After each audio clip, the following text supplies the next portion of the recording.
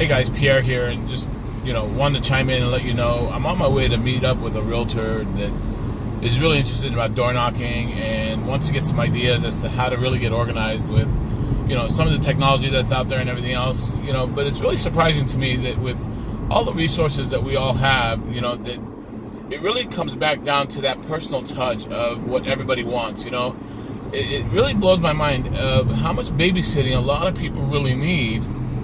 And you can take that in a good and a bad way, right? So in most cases, when somebody wants to be babysat that much, you might put them in a category of they might be lazy, or that, they're doing something that just, why can't they just get it together? What's so difficult about looking at a video and figuring out what you got to do?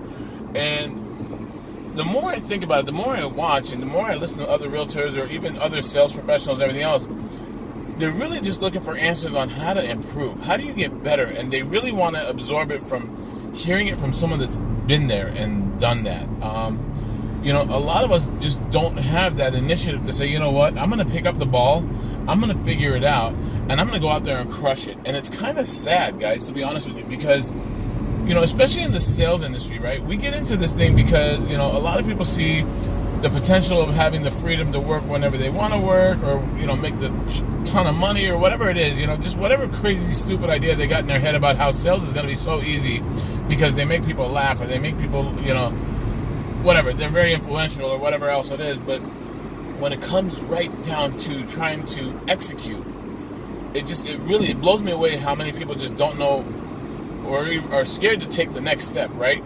I was in a room full of salespeople a couple of weeks ago, and it was the funniest thing, because I asked people to raise their hand of how many people, absolutely hated rejection. And I would say a good 85-90% of the room raised their hand. The other 10% was probably embarrassed to raise their hand, but probably feels like, because truthfully, nobody really likes rejection.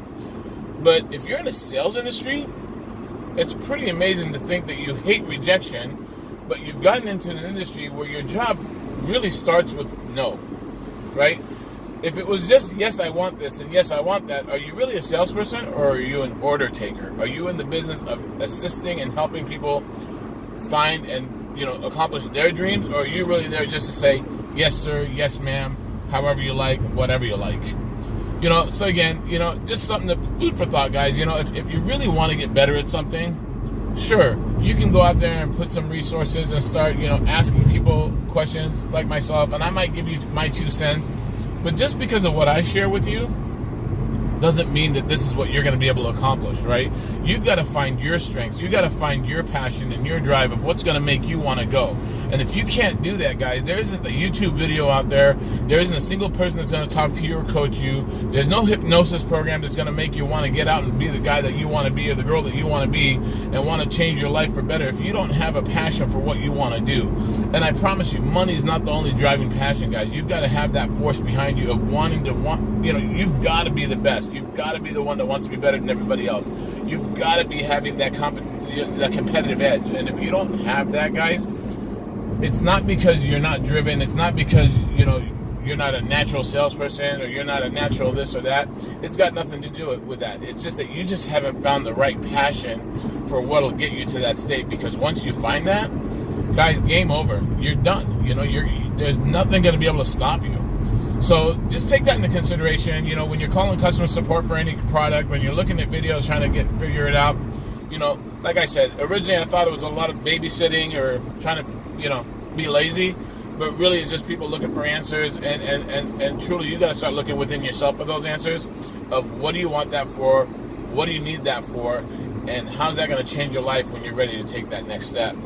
Anyway, just want to take these few minutes while I'm on my way to meet this other agent that needs my help, but just want to give you some food for thought, guys. Take care. Have a great day.